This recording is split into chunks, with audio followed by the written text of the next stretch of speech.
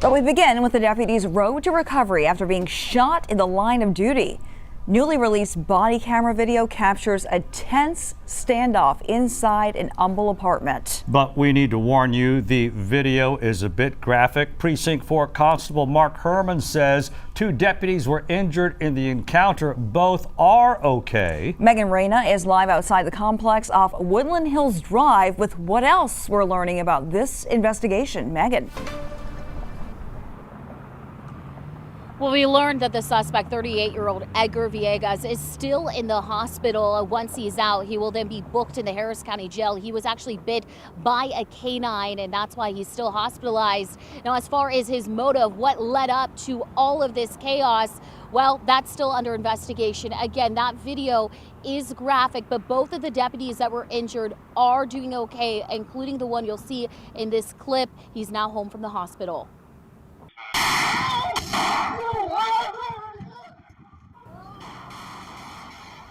Now, that is the moment Deputy Dante Zepeda was shot by the alleged gunman. Originally, Precinct 4 constables were called out to reports of the suspect randomly firing off shots around the pavilion at the Groves apartment around 10 p.m. Friday. Once they got there, they say Villegas started firing off shots from inside his apartment, hitting the deputy and another constable. Now, another video shows just how many rounds the other officers responding fired towards the suspect. However, that suspect was never hit by the gunfire.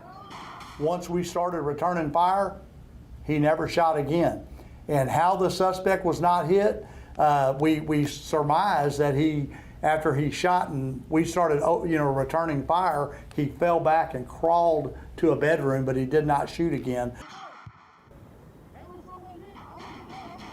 Now, Deputy Zapata was rushed to the hospital by his fellow officers. The other injured constable was treated at the scene and is already back on the job. Now, it's important to note, when all of that gunfire took place, no one in the surrounding apartments were home at the time, including the person that the suspect allegedly originally targeted and shot towards her apartment. She was not home, thankfully. Again, once that suspect is released from the hospital, he'll be brought to the Harris County Jail, and he'll be facing an aggravated assault on a police officer charge. Reporting live from Humble, Megan Reyna, KHOU 11 News.